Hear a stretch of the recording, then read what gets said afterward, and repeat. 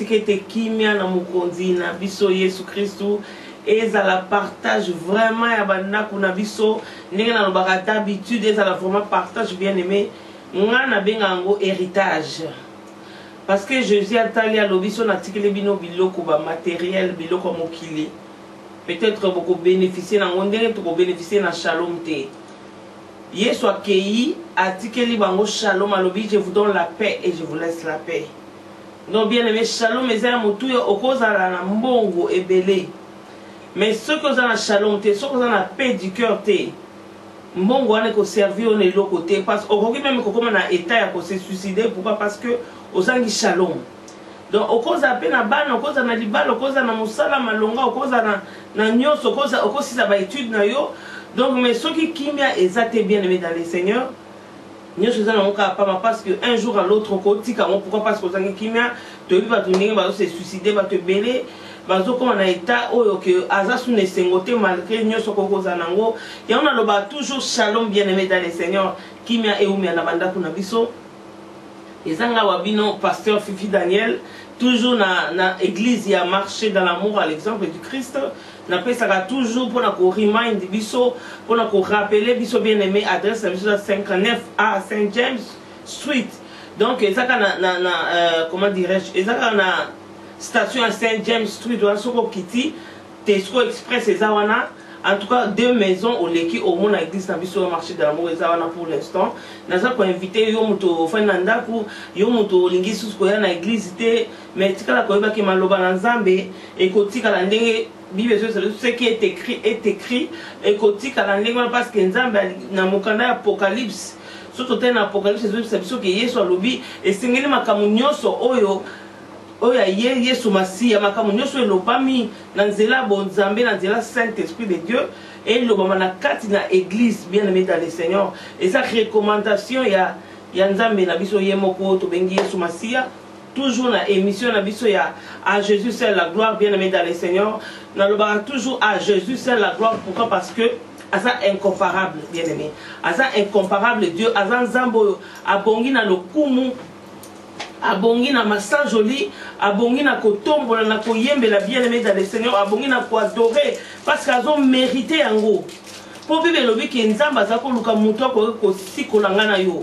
azako luka muto za dinya ko fongola livre na za histoire ya ngana yo na kati bien aimé dans le Seigneur amona na quitté bien aimé amona na quitté les 4 êtres vivants le 24 veillants Abraham ba Moïse ba David ba tout ba mona na quitté mais le seul Jésus s'est levé alobi yenda za capable à qui digne ba trouva qui est digne Nzamba trouva qui est digne ya ko ya pour la sikola ko délivrer ngana yo bien aimé ya on a toujours à Jésus seul la gloire pourquoi parce que yenda za capable ya ko pesa yo libala ozo luka yenda za capable ya ko sisa maladie incurable bien aimé oyo zanango yenda za capable bien aimé ya ko pesa yo bana ya ko pesa yo musala ya ko restaurer vie na yo yende aza capable bien aimé et si ka docteur alobi et comme impossible hier lui c'est possible alléluia yango na lingio za la moto na sengo bien aimé na poko alelo zala vraiment moto na sengo parce que Nzambe wana aye ko lobela yo na poko alelo alléluia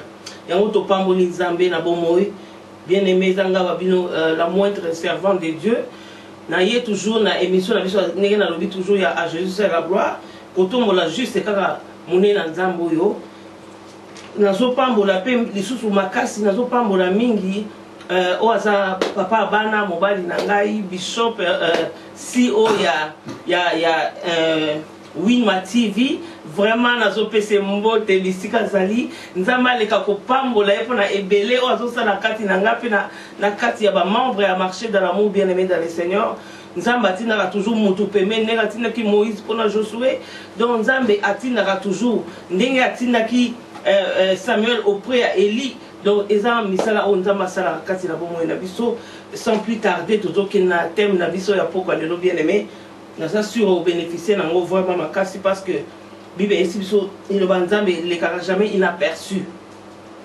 et les cas toujours pour na changer ma vie ndenge Bible lobi mona motute ndenge moyembi moko ya mboka na biso Kongo yemba lobi na moni motute o a passé na croix bomo inayetika lolenge moko bien aimé Le lingue mon côté, bon, moi, mon côté, le lingue mon côté, ce qu'il a mis Jésus-Christ comme Seigneur et Sauveur. Il y a mon pourquoi le bien aimé, thème Nabiso Ezali. Thème Nabiso pourquoi le bien aimé Ezali.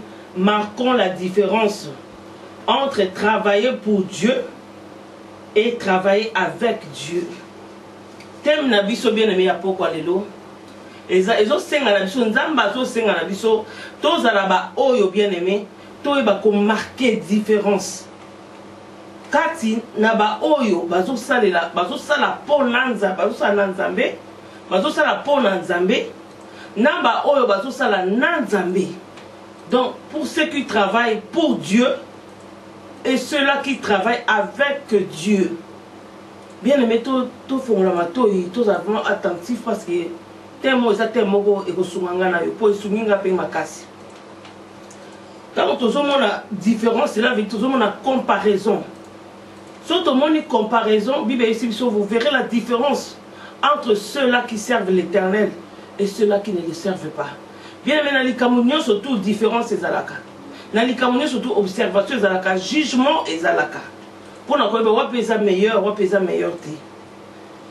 Tout le monde même yekoli ba apôtre tant baso tamwana Jésus Bible lobi ba koti pour la première fois na mboka Antioche ba reconnaître ki bango pourquoi parce que ba marquer qui différence parce que Bible lobi ba habita ya Antioche ba moni bango lolenge mosusu ba moni bango lolenge ya batu o bango ba yeba quitté auparavant. Bible lobi ba moni elobeli na bango ezaki autrement ezaki ndenge mosusu. Et ça, les nabango, et là, les nabango, donc, surtout, bazaki ndenge moko, mais ba pesa qui le lingue à Christ, bazaki dans le lingue à Jésus-Christ. Bien aimé dans les Seigneurs, Bible ici, tout ça, la lettre écrite par lui-même Dieu. Tout ça, mikana, tout ça, lettre, to komami na yemoko Yesu Masia, na yemoko Nzambe, donc, c'est que marqué différence. Il y a un moment où le but qui est thème, marquons la différence entre travailler pour Dieu et travailler avec Dieu. Bien aimé, tout le monde dénominateur commun na biso eza awa travail. Et ça le la biso natina, il y a travail. Travail il faut remonter la travail ezani pour le tout que non la définition bien aimé. Pour na linga ya moko limbola po et pesaka moi sens ya esiko zo kendele. Et pesaka moi idée ya makamuni o nzamba linga lobela ngana yo. Travail ezali bien, mais travail ezali juste l'effort à fournir afin d'accomplir un service donné. Donc travail ezali l'effort à fournir afin d'accomplir un service donné. Donc makasi moko mutoki na yo ozali ko bimisa pour na ko accomplir etindami moko boye oyo ba pesi yo osala. Donc c'est ça on est toujours bien à travail bien aimé. Si vous prenez mes amis, les amis, tout le temps, tu as un thème, la biso dans ma commune à Éphésiens. Tu as Éphésiens. Éphésiens 4, Éphésiens chapitre 4, tu as 11 jusqu'à 13. Bien aimé, yope mutu ozana na Bible wana pembeni. Et les autres malamu pe yo pozo Bible na otanga pour ko vérifier ndenge ba chrétien ya béré bazala ko sala malgré Paul o ayeba ki mingi ayeba ki makambo nzambe mingi akuta na nzambe na révélation muto ateyete mais tant ozo talisa bango Jésus bazala ki obligé pe ba kene ko tala na ba Bible na bango pour ba confirmer makambo Paul azali ko loba ngone za malamu mingi. Ozo Bible na pe otanga na komo na Yesu ninga Apocalypse le heureux ceux qui lisent la parole de Dieu et ceux qui la mettent en pratique aux âmes sengo bien aimés tout en na komo na Yesu Christ. Éphésiens 4 tobandi de 11 à 13 je lis au nom de Jésus. Bible ici biso na Éphésiens 4 tobandi na 11 Bible lobi na biso et il a donné les uns comme apôtres, les autres comme prophètes, les autres comme évangélistes, les autres comme pasteurs et docteurs, pour le perfectionnement des saints en vue de l'œuvre du ministère et de l'édification du corps de Christ, jusqu'à ce que nous soyons tous parvenus à l'unité de la foi et de la connaissance du Fils de Dieu, à l'état d'homme fait et à la mesure de la stature parfaite de Christ. Amen. Bien-aimé, to moni ndenge awa apôtre Paul azako yebisa biso lolenge nini bien-aimé dans le Seigneur nzambe ayebaki kopesa na ba misusu bible lobi apesi na ba misusu apesi ba don ba misusu apesi bango na don pastoral ba misusu apesi bango doctorat ba misusu apesi bango prophétique ba misusu apesi bango évangélique donc apesi mona moto différents dons. Si on retenir na kati wana bien aimé. Donc 3 points au namoni et frappé dans la kati ya texte au 3 points na biso point liboso za donner. Bien aimé tant toujours de la donner muto liboso o ya pesa parce que nzambe na biso azala ye moko exemple ya malamu ya kolanda. Ya momo na yebisa ki ba ye ko je suis le chemin, la vérité et la vie. Donc, Mouto Alingi Alandaye, soyez baïsou. Et Seigneur Alandaye à comprendre que Jésus est le chemin, à sa vérité, puis à sa bon mot, à sa vie. Alors, Bible est dit que Nzambe a péci. Tant que on a donné un lobby qui Nzambe as exemple, Mouto Aliboso a donné la vie et Zala Nzambe. Tout le monde Bible est dit que il a tant aimé le monde qu'il a donné son Fils unique afin que quiconque croit en lui. Donc, Alinga qui tellement mon qu'il bien aimé, a péci mon anaye, fils unique ya likinda. Bien aimé dans les Seigneur. Nous avons la coquille ko pesa mwana moko ya ye. Aya na isengote, aya po ba yamba ete mais et puis ayeba ki eloko nya ya osala mokili oyo, pe eloko nini oba ko sala na kati na mokili oyo mais a préféré a pesa mwana wana epai na mokili.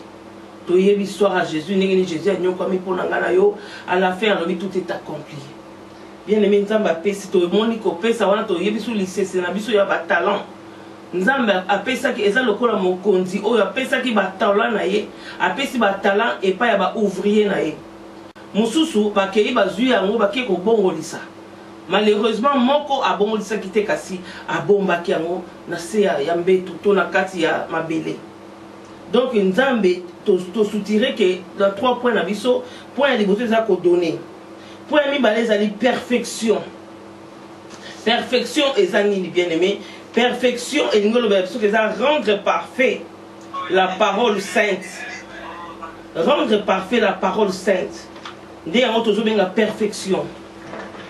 To yebi deuxième point na biso eza la perfection. Oh, perfection, c'est bien aimé dans le Seigneur. Perfection, c'est rendre parfait par la parole sainte. Donc, rendre parfait par la parole sainte. Oh, parfait, parfait, et donc, c'est propre, c'est sans critique, sans tâche. Et ça, c'est parfait. Mais il y a la possibilité de parfait par la parole de Dieu. Pourquoi? Parce que ma commission prouvé dans Jean 17. Jésus-Christ a dit que rendre parfait par ta parole. Il y a mon besoin qu'il a envoyé sa parole et sa parole guérit. Donc cela veut dire parole en disant mettant ils ont pesa mutu conscience ya kolongwa kati na mabe ezolongola mutu kati na masumu mutu azo comprendre que nzelo nazali kolanda eza yango te na landa nzela oyo. Donc eza na possibilité to comme parfait par la parole de Dieu. Non na makanisi na biso, non na misala na biso, mais na nzela ya parole toza na possibilité ya kokoma parfait. Deuxième point na biso ezalaki wana. Alors troisième point na biso na moni unité. Na mokane Ephésiens 4 wana 11 à 13.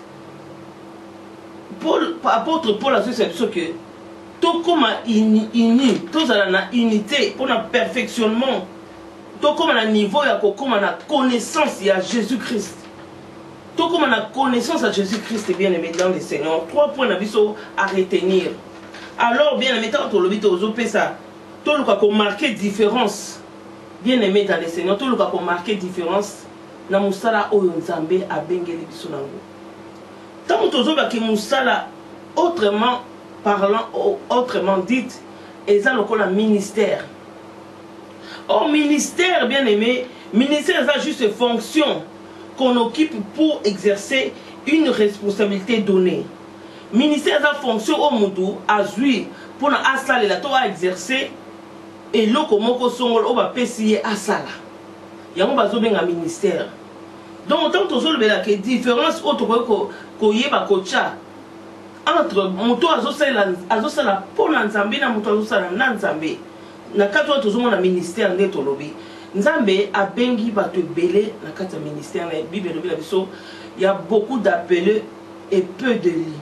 Nzambe abengi tout le monde mais ayebi ko élire mokie bien le métika na yebisa yo na pa moli nzambe pona révélation na koloba o nzambe ko kopesanga nzambe atalisinga ke na kati ya 5 ministères sont totali bien makomi lobi pour le perfectionnement l'édification du corps du Christ. Or nzambe apesi talent ndenge balobi apesi talent na kati ya na ba évangéliste ndenge balobi na biso likambo talent nzambe alobi apesi talent apesaki talent na 5 ba on so bengaki bango apesaki bango ba talent ndenge mo pe nzambe abengi tout le monde apesi batala apesi misala autre ko sala bien aimé mais ils ont dépendre modèle nini yo zo sala na musala wana to ko sana te ke manager na biso eza ye moko nzambe roi na biso oya dirige ka ba vie na biso azana droit loi likolo na biso eza ye moko nzambe président na biso bien aimé ya mokili mobima oyo eza ye moko nzambe ya on ba il est le seigneur de tous les seigneurs le roi de tous les rois bien aimé dans les seigneurs nzambe abengi biso na kati ya ilanga na ye mais ezala ba mususu bazosala pona nzambe ezala ba mususu bazosala na nzambe soki tokopesa exemple moko bien aimé dans les seigneurs toyebi ndenge nzambe abengaka ndenge na lobi nzambe atalisinga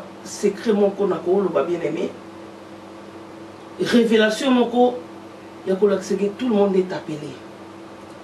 Pourquoi? Parce que atie quelque chose donc soko teli na kati ya ma famille na biso bien aimé okomona quelque part ozo exercer ton mutu moko na famille na yo a exercer fonction moko botam sous pastoral mais sans que azala officialisé mais le kola nzamba tie ba don kati ya bato pour na perfectionnement pour na édification okomona que mutu wana azana don moko bo pastoral to don moko prophétique soki alobi likambo esalemaka ndenge alobeli soki akomi na esika alobi likambo bo comprendre te ke likambo na pe ezwi ampleur donc mutu musu na kati ya famille azana don pastoral azana eloko moko ya kokamba ba brebis aza berger donc azana mutema munene so likambo se produit na kati ya famille to koswana to ba malentendu na kati ya famille ye atikalanga na kimia te il faut luka asangisa libota po bolingo ezala toujours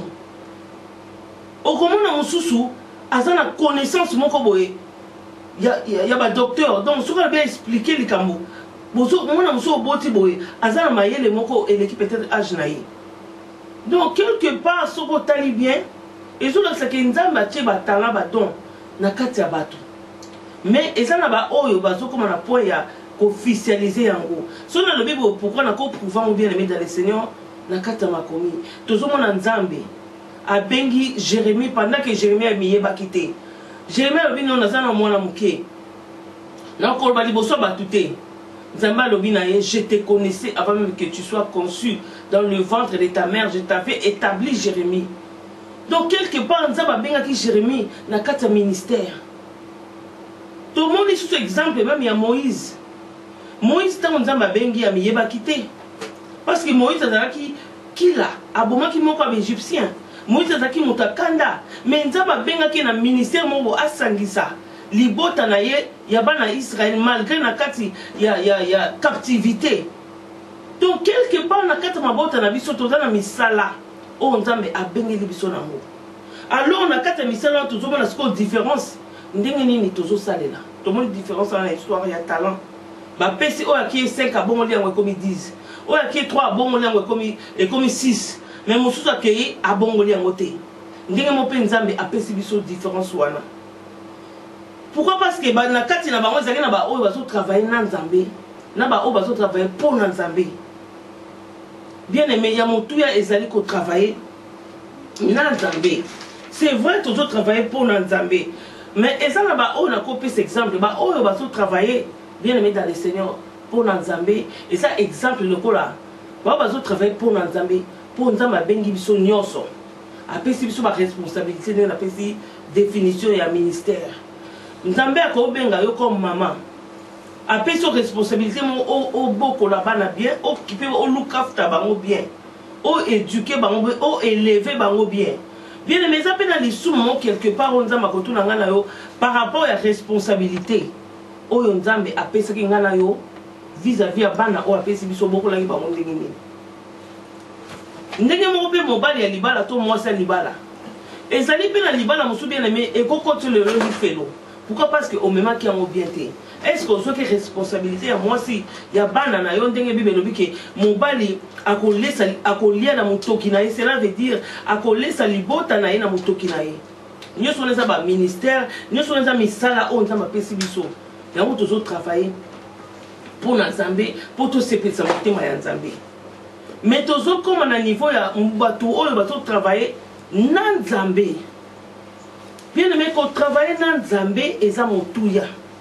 Et ça moutouya makasi, qu'on travaille dans Nzambe. Pourquoi? Parce que Ozali n'a besoin qu'on y ait Nzambe à tout temps. À tout le temps, Ozali a besoin qu'on en écoute. Bien aimé dans le Seigneur, yo moutou, Ozali la kanan Nzambe. Donc, son total, il y a des critères par la grâce de Dieu. Oyo Nzambe a pesinga. Dans l'obité, il y a complet. Oyo ya pesinga. Ba critère ya komona ke mutu oyo azo travailler na Nzambe. Bien aimé qu'on travaille na Nzambe et ça va bénéfice. Qu'on travaille na Nzambe bien aimé souka to kozona ngo couronne. Qu'on travaille na Nzambe ça na ba opportunité. To yebi en Bible na biso ke. Vous me servirez moi l'Éternel. Exode 25-23. Vous me servirez moi l'Éternel, je vous bénirai. Je ôterai la maladie au milieu de vous. Je bénirai vos pains, je bénirai vos os. Je ôterai la maladie au milieu de vous. Il y aura ni femme stérile, ni femme qui avorte. Et j'ajouterai le nombre de vos jours. Bien, mais ça a intérêt à travailler dans Nzambe. Aujourd'hui, ça n'a pas battu. Tout le monde Pierre à l'obina. Na Yesu tolandi yo tokozwanini. Yesu ebisi bokozwa au centuple et la vie éternelle. Abakisi le soit lobi bokozwa frère.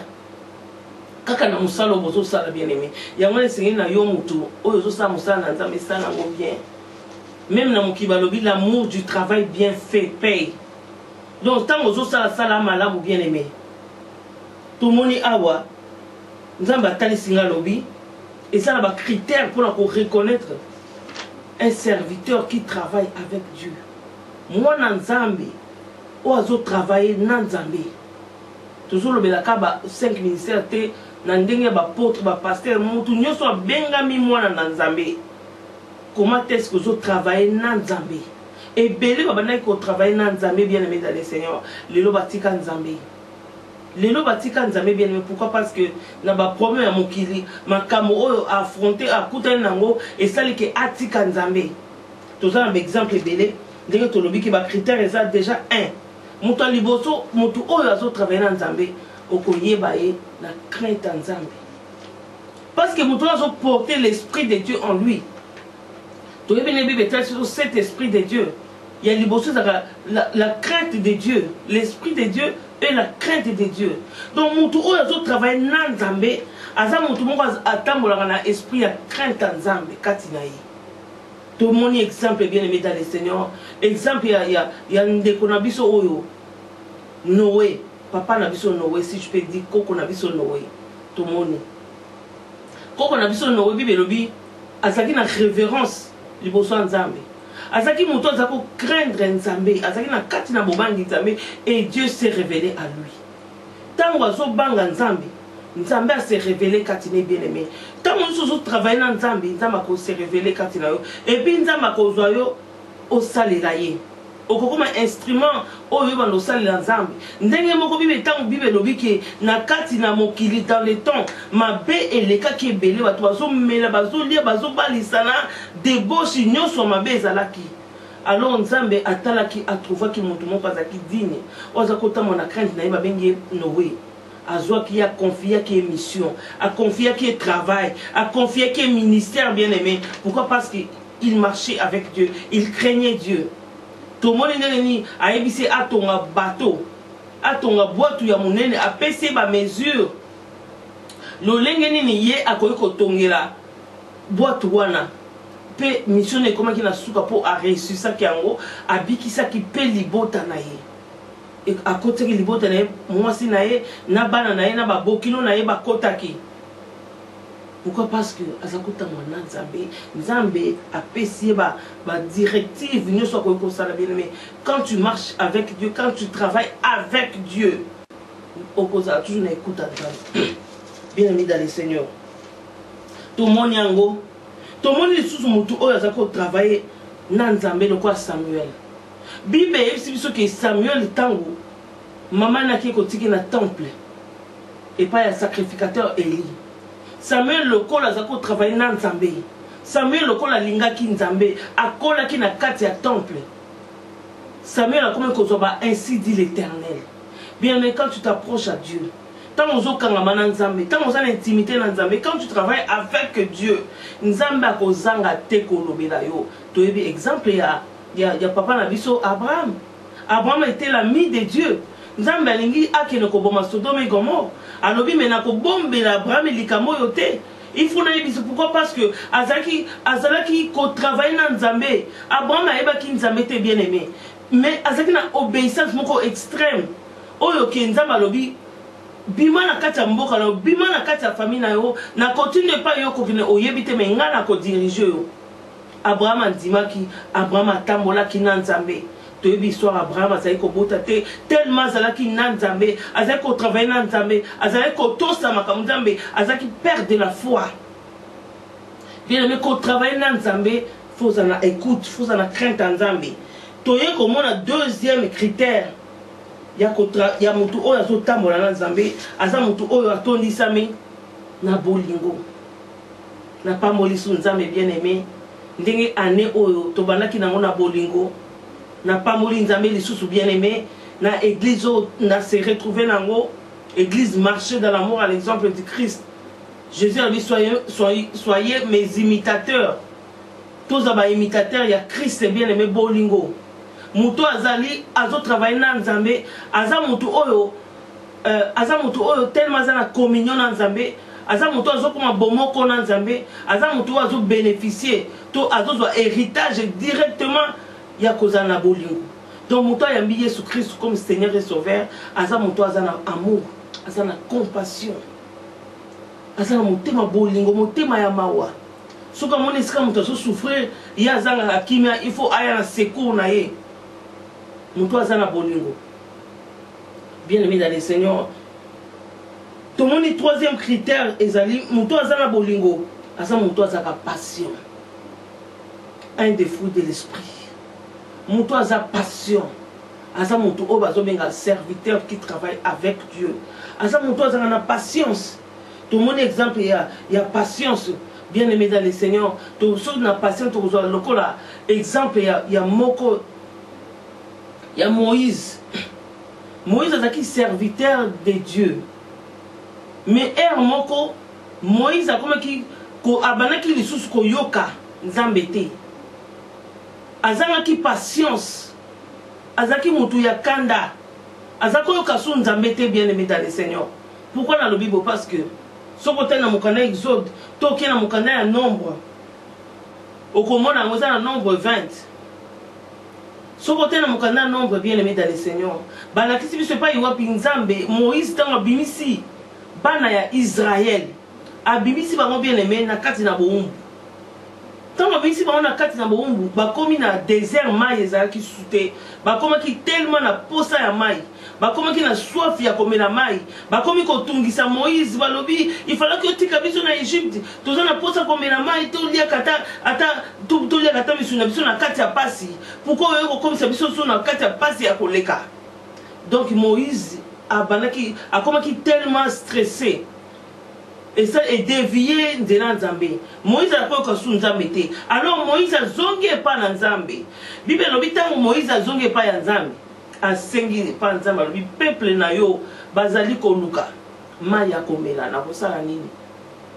Nzambe a c'est Moïse kene na rocher, kene na libanga loba. Tant yo ko loba, maye ko bima ba komela. Mais Moïse tellement zalaki oppressé na bana Israël.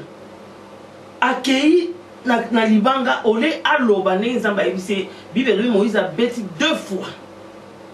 Bien aimé dans le Seigneur, tant que vous avez nzambe, vous travaillez dans nzambe, c'est que vous avez nzambe. Et c'est que vous avez nzamba zoloba. Moïse a yoka ki soute bato mokili bien aimé, c'est vrai. Bakoki ko faire dévier yo musala na nzambe. Pourquoi? Parce que bakolinga osala o mitema na bango zoba pendant que nzamba zo bano eloko musuto ebi histoire ya prophète. Il y a homme de Dieu na prophète, tu ebi histoire wana. Nzamba ebi se que tant yoko ki n'est pas ya homme de Dieu. Kolia te komela te. Mais hier ayoka ki susu nzambe te. Aki ko sala contraire on nzamba ebi saki. Et non on est komela ki kufa. Yangwana bien aimé tous la bato toujours travailler na nzambe poto yoka ka nzambe malamu. Bible aussi sur Moïse a bêti 2 fois. Tant a bêti 2 fois nzamba siliki. Ce qui ngano to eba une des raisons où Moïse a côté la sous terre promise. Pourquoi? Parce que ayoki a tchaki désobéissance na kata musala na nzambe. Pourquoi? Parce que ayoka ki lisusu nzambe te. Bien aimé tant nzamba bengi ngana yo. Azo mona biso ba sacrificateur. Mutu oyo bien aimé azo tamona nzambe aza mutu oyo aza na lolenge ya Christ. Le souverain sacrificateur. Vie na yo fait comme une vie à sacrifice. Mutu on fait comme une vie à sacrifice. Bien aimé, awa nzamba ngata c'est surtout marqué différence. Ya bato bazo sala po na nzambe. Et belé bazo sala lo po na nzambe, mais bazo sala susu na nzambe te. Oh, tant yo zo sala na nzambe te, apote po lobi, obandaki na molimo. Pourquoi osuki na musuni qui t'ensorcelé? Bien aimé dans les scènes, nous avons interpellé yo mwana na nzambe.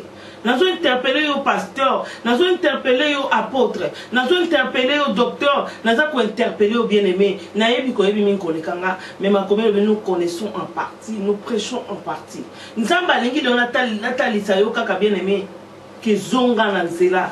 Zonga na écoute à Seigneur et belé na tango na suka bien aimé. Pourquoi? Parce que balataki kazaka ya titre honorifique. Balataki kazaka oyo ya élévation. Mais tellement abungi nzela nzambe asa boakisiye mais azokra suko zonga simate akomi siko sala pona nzambe. Donc akomi ko ya soka za na église a fondé l'église malgré batu balinge soute malgré batu baboyi yemo pe nzambe asa rejeté ndenga rejeta ki Saoul toyebi oyebi ki nzamba asa rejeta ki Saoul pour la désobéissance. Pour Saoul azako kasuma ka nzamba zo yebisa yete. Alors le cause qui na Samuel pe mena Samuel azaki na souci ya un serviteur. Samuel a continué toujours au bon de la pour Saoul pendant que Dieu lui a déjà rejeté. Mais un jour, on a dit Tika n'a pas prière aux autres pour Saoul parce qu'il a signé rejeté. Bien aimé dans le Seigneur, au banda qui n'a talent, au banda qui n'a zambé, au banda qui n'a appel. Tu as vu que Nzambe est en bengaka et l'autre a liboso est appel. Nzambe a bengaka mutuna appel. A bengi Moïse a yoki. A oui Seigneur. Nzambe tango abengaka mutu apesaka toujours mutu signe apesi Moïse vision ya buisson ardente toyebi yango. Nzambe tango abengaka mutu bien aimé akobengo akotiko boite akopesa yo akobengo na appel akopesa yo vision na vision wana tango akopesa formation na formation na sima na yango bien aimé okosuka na terrain na kati ya travail. Mais tout le monde bibe lobi elanga ezali monene kasi basali baza moke. Bien aimé prière na yo senga nzambe atinda basali na kati elanga atinda basali ya solo na kati na elanga na nzambe. Nzambe wa peso abengi yo nzambe wana pesi yo vision nzambe wana atindio na formation. C'est vrai nzambe tango atindio na formation bien aimé yango to benga ba persécution yango to benga ba tribulation ba problème na lolenge Moïse akutana kinango. Mais nzambe asali toujours que signe je suis avec toi. Mon Seigneur Nzambe oya solo atravana Nzambe azana toujours déterminé. Quelle que soit l'adversité, quel que soit l'abîme, quel que soit l'obstacle, mais akenara toujours de l'avant. Parce qu'il y a qui n'a pas travaillé dans Nzambe. Nzambe, je ne vous laisserai pas seul. Je serai avec vous jusqu'à la fin du monde. Mon Seigneur Nzambe oya travaillé dans Nzambe, akangamaka dans Nzambe pour ayebi que nazo tambola dans Nzambe on a le vainqueur de Golgotha. Bien aimé, Moïse liboso ya Pharaon nzamba pese ba signe pour talise que nazana yo. Apesi atuni ozana ni Moïse abi nazana nzete, azwi nzete abwaki nzete baluki nyoka. Mais tant Moïse a créé liboso à Pharaon, akutana na makambo, akutana na obstacle. Tant ya bwaki nzete na ye, Pharaon pe atindi ba magicien na ye ba bwaki pe ya bango ba nyoka babimi. To moni na kati ya Égypte bana Israël ba tungi sami bien aimé. Bazo pesa bango misala ya koleka. Mais yango te tant Moïse nzambe abenga kiye. Nzambe a rassura kiye bien aimé. Mais Moïse a qui déterminé. Bien aimé, tambola na nzambe, sala na nzambe. Et bien va commencer à pour na nzambe. Mais il va qu'il y fouti et cause à l'olenge mon côté. Oh les autres travaillent na nzambe. Nzamba zo fouta autrement. Bien aimé dans le Seigneur. Oh les autres travaillent pour na nzambe. Pendant que Nzamba s'est rejeté, on a cassé la désobéissance. Et ça, dans trop tard, t'es bien aimé dans le Seigneur. Et ça, trop tard, t'es Nzamba lui, répondez-vous. Zongé la kakabolingo, premier amour. La seule qui soutient. Pendant que Missoune, comment que ok n'a pas koufa. Mais à comment travailler l'expérience? Pourquoi? Parce que tant que Daniel, Samuel, Nzamba bengue 2 fois. Samuel a su comprendre l'été à quelqu'un qui est auprès d'Élie pour tout naïe. Eli par expérience c'est ceux qui m'ont dit bengo a tout ni bengo ko tena ko imbali boso mo mbali na yoki ayebise que ceux qui sont mon gongo wana dima le ba oui Seigneur mais pendant qu'ils avaient sur la révélation il travaille plus avec Dieu liwe côté nanda ko na bien aimé misu na ye ko fa ki révélation ici là qui donc il faut travailler toujours avec Dieu faut que tu travailles toujours avec Dieu bien aimé dans le Seigneur nous avons aussi travailler na ye tu as même histoire ya Jonas. Jonas a refusé de travailler avec Dieu. Jonas a refusé qu'on travaille dans Nzambe. Jonas a boko yoka mungongo na Nzambe. Nzamba bengi alobi kende na Ninive. Kende ko bonde la pona batwana ba se repentir. Mais Jonas a préféré ki asale la Nzambe ayoka lisute. Mais asala na ndenge na ye. Yon azo ba travailler pour Dieu bien aimé. Et fouta ke lokote bien aimé. Et fouta ka kufa. Pour Jonas alobi te. Na place à Ninive azui mbongo ne a fouti po ki na Tarsis. Mais Bible lobi Nzambe na kanda wana. Atindi poisson, atindi bato bois tu babwa na mai. Na mai esuki wana te bien aimé, na mai ya eko kota na libunga mbisi. Pourquoi? Parce qu'il voulait travailler pour Dieu. Azo soi-disant azo yoko nzamba azo loba. Soi-disant azo sala musala nzambe na hypocrisie. Mais azo bate que Dieu songe le cœur et le rein. Azo bate que nzamba linga basala oh yatini. Parce qu'il a chef. Parce qu'il est le souverain, aza roi. Parce qu'il est le Seigneur des seigneurs bien aimé. Et c'est le kotosa. Alléluia. Pour te Bible, que tout ce qui respire loue le nom de l'Éternel bien-aimé. Na lola. Balobi 4 êtres vivants et le 24 vient, il se prosterne devant ce Dieu. Bazo travailler dans Nzambe nuit et jour. Bazako se prosterner. Mais yo zali ko déshonorer Nzambe. Na ba comportement na yo. Ozako déshonorer Nzambe. Na ba habitude na esale na yo. Ozo déshonorer. Mais ton monde le Jonas a souko ki na kata li bomambisi. Il fallait qu'il azonge la sous Nzambe. Il fallait qu'il aille la sous Nzambe 3 jours. Na kata li bomambisi bien aimé ko liate ko melate molili na molili. Vina yo comme na molili bien aimé dans le Seigneur. Vina comme na débat. Vine comme la tourment. Pourquoi? Parce que tu ne veux plus écouter la voix de Dieu. Tu ne veux plus travailler avec Dieu. On commence à la poste de le sabbat, tout bien aimé. Alléluia. Yango tenza senga on a pourquoi le nzamangi le au retourner à la parole. Au zonga na parole na ye bien aimé. Au zonga na ebandel parce qu'il est le Dieu de commencement. Alpha comme on a bien aimé. Alingi au travail na ye. Dengue Jésus-Christ a travaillé qui na Nzambe. Alobi elo komo kote ona salaka sans que papa nanga ayeba.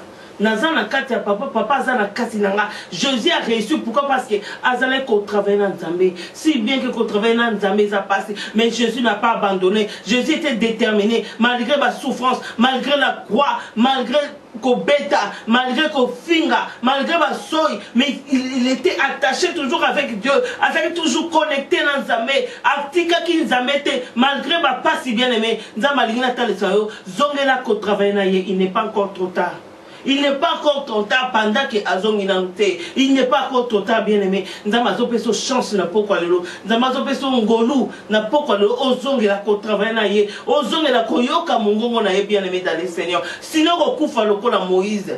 Sinon ko périr bien-aimé. Ko périr lokola Moïse a périsaki. Sinon ko périr lokola Élie a périsaki. Mais gloire soit rendue à Dieu parce que azo pesa nga no temps. Après ça qui Jonas temps. Alléluia. Nzambe na biso aza malamu bien-aimé. Après si Jonas après avoir prié, après avoir invoqué Dieu dans sa vie, Bible lobi que Nzambe a récupéré jusqu'à ce que Jonas a retourné de travailler avec Dieu. Bible lobi a ki ko sala o Nzamba lobaki. Jonas akenaki na Ninive, akenaki ko te maloba na Nzambe et pa bato babungisa maki bango pe bazongela ki Nzambe. Pourquoi? Parce que azongela ki koyoka mungongo na Nzambe. Nzamba sepela ki Jonas a commis ça ki Nzambe. Bien mais on attend on a ni na talisa yo. C'est vrai ozo c'est la Nzambe. Yo mutozala ki ko c'est la ko travailler avec Dieu. Yo mutozala ki intercesseuse. Lelo tika ko yo ka mungongo na Nzambe. Yo mutozala ki évangéliste. Lelo tika ko évangéliser. Yo mutozala ki apôtre. Yo mutozala ki pasteur. Lelo otika pona makambu songolo.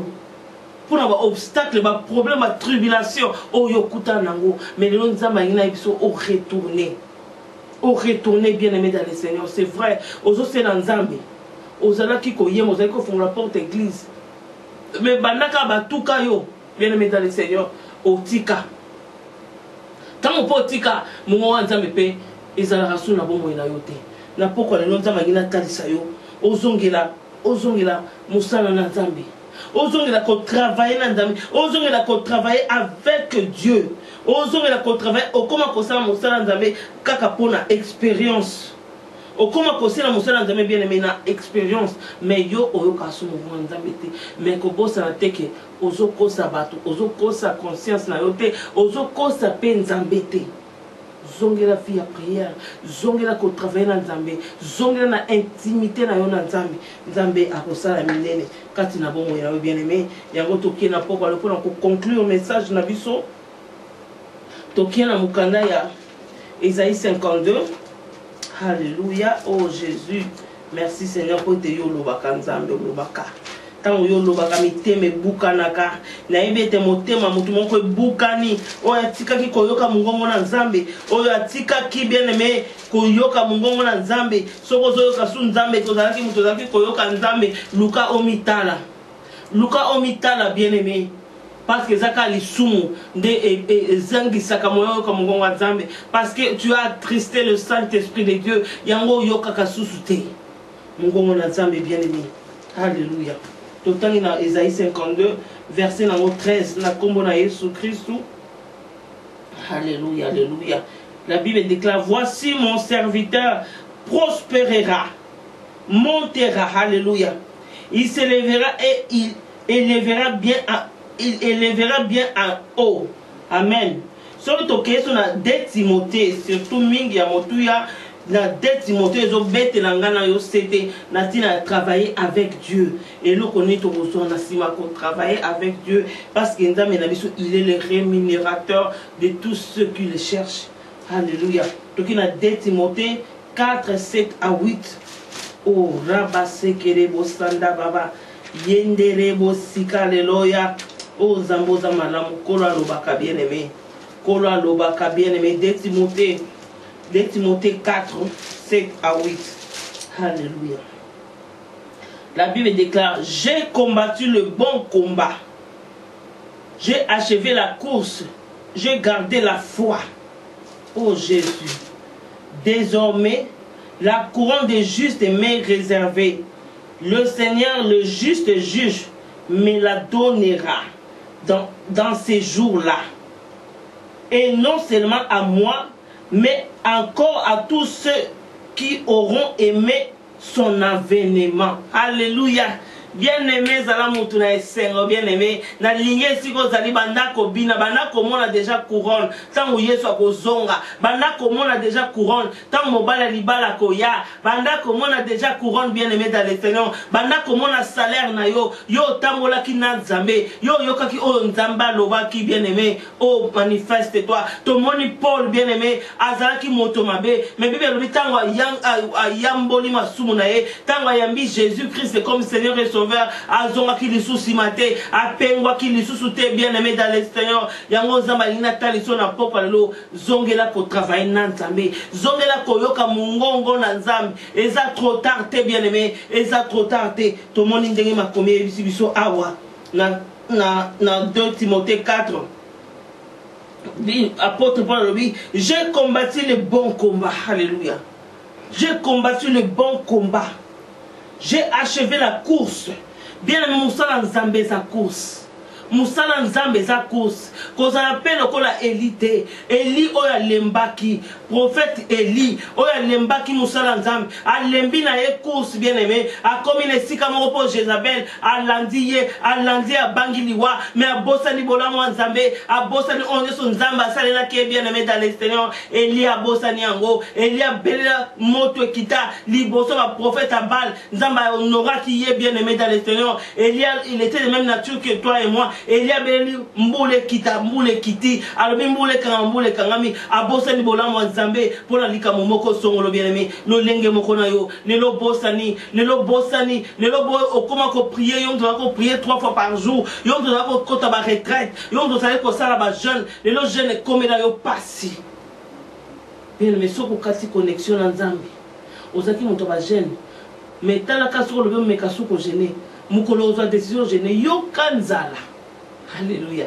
Yo kanzala bien pourquoi parce que au kataki relation na Nzambe. Ku fait comme ko kota kati na ndako na yo. Ku fait comme kota kati na bomo inango na yo bien-aimé. Yango na poko lo. Paul a dit j'ai combattu le bon combat. J'ai combattu le bon combat. Bien-aimé, combat les bons combats. Si ça combat na yotina suka, Bible mieux vaut la fin d'une chose que son commencement. Kendeti na suka, mwana Nzamba lembakate, Yesu Masiya ne kulusa lobi. Oh, tout est accompli. Tout est accompli. Nyoso kokisama ki bien-aimé. Tant nyoso kokisama ki yango ba bengi biso. Ba sacrificateur. Bien-aimé dans le Seigneur, Dieu a parlé. Na thème na biso to bandaki nango. Marquons la différence entre ceux-là qui servent ou qui travaillent avec Dieu et ceux-là qui travaillent pour Dieu. Ba oba salaka pour Nzambe, azo salaka bisalela. Kaka po azo salaire na suka. Mais ba oba salaka na Nzambe, Nzambe ayebisa bango sala boy, na lingo sala boy, na lingo kenango boy, ndenge ayebisa ki même Moïse pour ko bâti tabernacle aïe c'est que tu as rideau couleur boy salabo bien aimé pour Nzamba zo lokumu. Marquons la différence entre ceux-là qui servent, qui travaillent avec Dieu et ceux-là qui travaillent pour Dieu. Ba musu ba sala pour Nzambe mais ceux qui comme asala Nzambe alobi été ngama kamota mina lingina ba problème te ngana lingina ngate ya linga batukana libanda Yesu ke comme na église sili abimba mwake apesa baninga mbote te aux Argentine na baninga te aux sala courtoisie na baninga te yona mba mwake pour alingi ba problème. Non, ça c'est pas travailler avec Dieu. Avec Dieu tu es aussi la patience, avec Dieu aussi l'amour, avec Dieu bien-aimé et aussi donner. Amen. Bible ici que dans Jean 15:13 il n'y a pas plus grand amour que de donner sa vie pour ses amis. Donc, il faut que vous en bolingo. Zotana, on na baninga, mais vous appréciez. Mais nous, comme sous, au sympathiser na baninga, nous avons lingi bolingo bien aimé, nous avons répété les kamoya bolingo. Ce qu'ils ont été senga na Nzambe, ce qu'ils ont été forcés. Bible, Josué lobi na Nzambe, Nzamba lobi na Josué. Fortifie-toi. Et ça, comme si c'est fortifié. Tout ça, là, effort. Bien aimé dans les Seigneurs. Et on a zo pambola yo. Et on a dit occasion ya Olandanga. Na poko alléluia. En conclusion, na biso ezandengwana. Na mukana 2 Timothée 4, 7 à 8. To combattre un bon combat. Na kombo na Jésus Christ bien aimé. Na lingi yo mo na Zambé. Ozongi la première amour. Oze ko travailler na Nzambe. Oze ko yoka Nzambe bien aimé. Na kombo na Jésus Christ boleli. Alléluia, gloire au Seigneur. Père de gloire, papa, na eko pambola yo. Nzambe, merci pour être oyo tina kinga na sala. Yango na sali ya we. Révélation, pesa kinga na thème.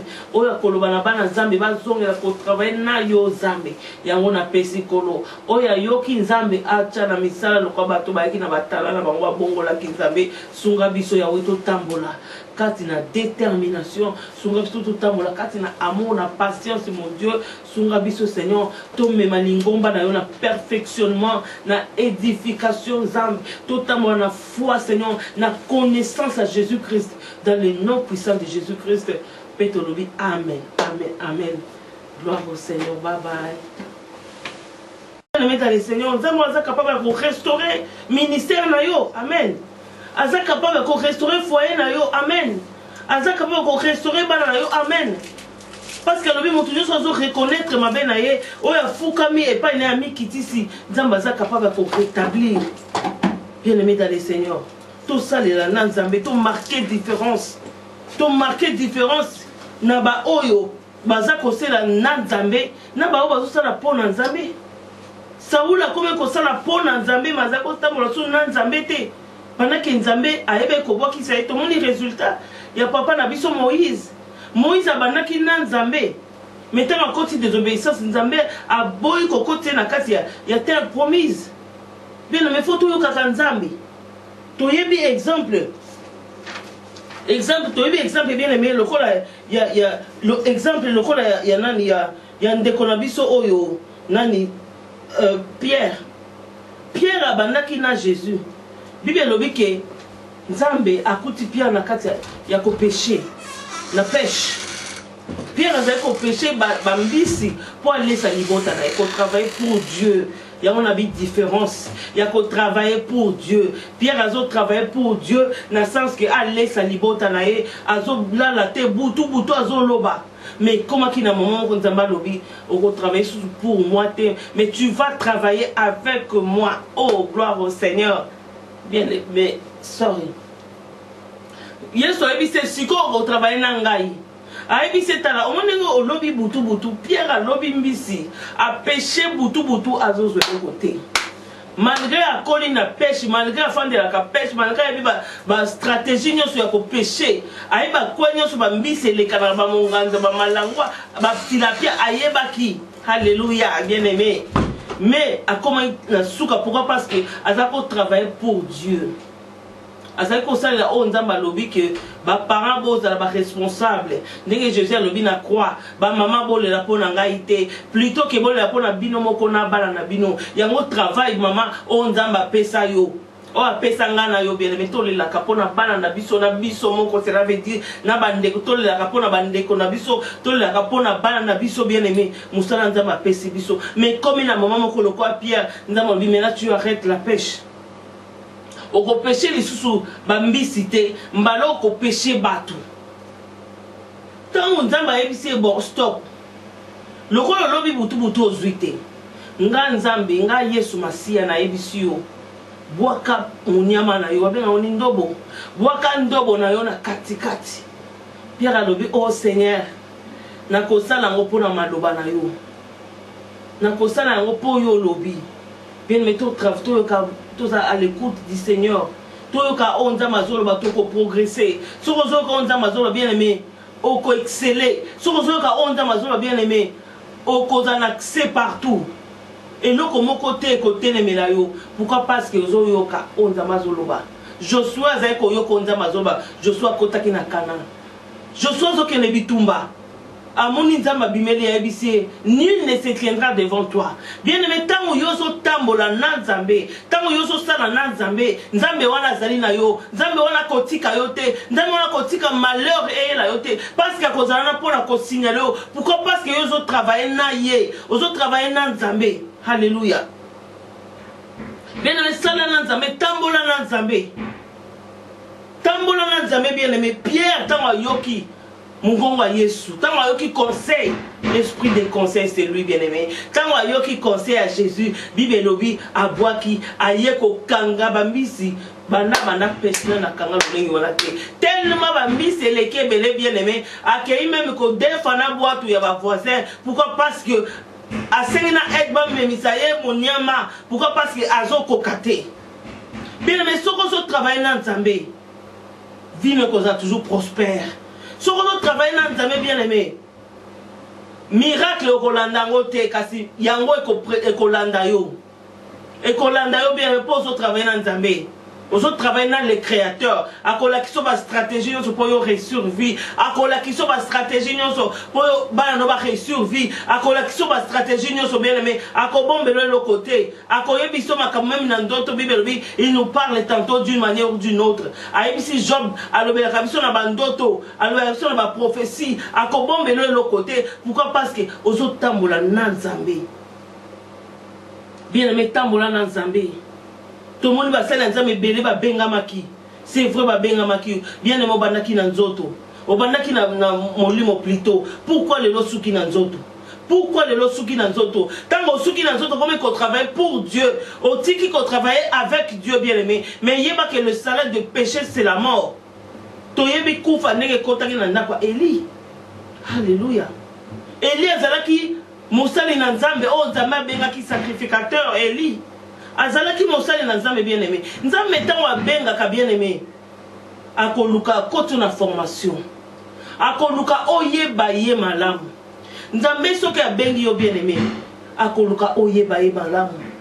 Yesu alobi na Jean 17 bato opesa kinga na lakisi bango le vrai Dieu. Na lakisi bango comment connaître le vrai Dieu. Toyebi histoire ya ndeko na biso comme on a na ekimenga.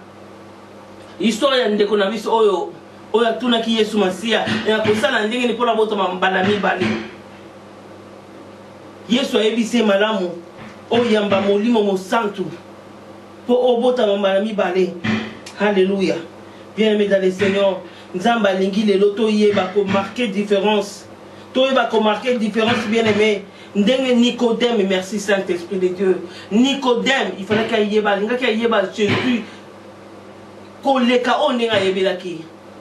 Ayebelaki Jésus n'a pas écriture, mais ayebaki Jésus n'a révélation. Bien-aimé, Luka oyeba Nzambe pour otambola na Nzambe. Luka oyeba Nzambe bien-aimé pour au marché na Nzambe. Alléluia. Toyebi histoire histoire ya Eli. Eli ozaki sacrificateur na temple et pas iwap o an azwaki mwana Samuel akeko tika na maboko sacrificateur Eli. Mais Bible lobi tango akei na ye. Tant Samuel a bandi ministère, a bandi musala Nzambe. Lokola Samuel a lingaki Nzambe makasi. Nzambe akomola kisa. Samuel ba révélation. Pendant que Eli azalaki la kati ya temple, Bible dit il y avait plus de révélation. Parole de Dieu comment qui rare. Misulinaye comment il kokufa bien aimé à cause ya masumu, à cause ya désobéissance, à cause ya péché. Bible dit que Eli a comment qui qu'on permettre, si je peux dire, qu'on tika pe qu'on mona, ma bé au ban ne va se mona kati la église, ban ba osa la débauche, fornication, ban na emi ba ba osa na kamoro eza droit et liboso nzambe. Bible lobi ke nzamba tindi muto ke ne koyebisa ye, ban na ye bien aimé dans le Seigneur. A ke ne koyebisa ban na ye. Pourquoi? Parce que ba kotaki no koso ya mongo na kati na musala na nzambe. Bazaki ne kuta nzambe te. Bien aimé, le salaire de péché c'est la mort. Nzambati ni mutoke koyebisa ye comportement na yo na ya bana na yo na kotinda kufa na kati na libota na yo. Nzamba lobi na yeba ke bana mi baleba ko kufa le même jour. Bien aimé na côté au sango ya liwate. Na côté au bonne nouvelle que répands-toi. Tika mabe Jésus-Christ se réveille bientôt. Bien aimé, kufa e côté na ndako Eli. Toyebi histoire bien aimé, na côté au koufaté, na condamné au thé, mais na côté la bonne nouvelle. Quand tu travailles avec Dieu, quand tu marches avec Dieu, bien aimé dans le Seigneur, toyebi histoire ya bana Israël na kati na Égypte. Il marchait avec Dieu. Nzamba lobi na côté na ange ya kufa, tango akoya, ako exterminer. Batou na kati ya Égypte. Mais tout le monde batou bazako marcher avec Dieu parce que bazako crier pas éternel, bazako crier pas inanzam. Oh babenge Giovanni ici, tant au koufe kotaki na kati Égypte bien aimé dans le Seigneur. Bible ne veut pas ba Israélite koufe zala quitté, mais et pas ba Égyptien, il y avait que de pleurs. Bien aimé dans le Seigneur, le salaire du péché c'est la mort. Bana Eli ba mona ki koufa, koufe kotaki na pa Eli. Pourquoi? Parce que atika ki ba na kati na mabe. Yango na zote ya biso na poko lo bien aimé. bien-aimé dans le Seigneur, pasteur, serviteur, enfant de Dieu, yo mutoso bimi na libana na Christ, yo mutoso tika Christ, bien-aimé, au combien qu'on travaille pour Dieu, et ça m'a bêté. Mais Lucas Omata échelon, alléluia. Aux autres travaillaient pour Dieu, ça m'a bêté. Tout le monde, Job travaillait pour Dieu aussi, malgré qu'il craignait aussi l'Éternel. Mais ils ont prié pour la banane, où ils allaient qui malam. Donc il y a le travail, il y a le service, il y a le ministère. Mais le ministère, on est qu'est-ce. Alléluia. Ministère, on est pour le perfectionnement et le corps du Christ. Nous avons levé na thème na biso lelo. Tu levé trois points. Il y a les bosses à donner. Et c'est ça, le meilleur. Et pas Yanzambe bien-aimé. Perfection. Et c'est l'amour du travail bien fait. Nous sommes capables de perfectionner nous Nzambe. Et nous sommes capables de perfectionner. Troisième point, nous avons unité. Dans mon canal Ephésiens 4, 11 à 13, Jésus-Christ a fait si ma ministère, alléluia, a donné. Nzambe a donné Jésus-Christ. Il m'a donné, c'est important. C'est important. Nzambe a fait si Jésus-Christ. Jésus-Christ n'est pas ça, il y a papa. Ils ont travaillé dans Nzambe. Il n'y a pas eu à faire 5 ministères. Tout le monde y est, soit fait dans la Bible, le Bible, Jean 14. Afin de bailler kolinaye, à lobby, et ça, madame Akendi. Autika bango akini kobong sa table mais balobi Philippe alobi na ye okokende wapi l'accès biso pa ya lobi azoke patata ya lobi te l'accès biso ka patata mon bala mo tokeni ye Jésus alobi kala nyonso on a fait na bino bozo ibanga kate bien aimé faut to comme la connaissance il y a Christ to ba ko tambola na Christ Bible ici sur le troisième point na biso eza unité à foi bien aimé troisième point toujours comme la unité à foi. Il y a connaissance, il y a Christ. Connaissance, il y a Nzambe. Tant que tu sais la Nzambe, na kata ba ministère. Bien aimé, tu sais nga biso tous à la connaissance. Tous à la kati na bomoko na kati ya foi. Perfectionnement dès na bandaki na bandi na lobi. Ministère on a 5 ministères batangeli biso. Et cause appel prophétique pour la baton sous. Baton sous Nzambe azana ta bengaka. A officialiser en gros mais bato musu bazana ngo na kati bazo salela ngo déjà mais bazo yebate bien aimé dans le Seigneur mais eloko motu na ekota sur le lot ezali travailler avec Dieu travailler pour Dieu oko branchi amen parce que oyoka su Nzambe te obano yokela sagesse na yo moko obano yoka mingongo ya bato pourquoi parce que zo travailler pour Dieu. Et comme le quoi Élie, sacrificateur, a comment travailler pour Dieu, a comment travailler dans l'expérience pendant que parole les a qui soutient, pendant que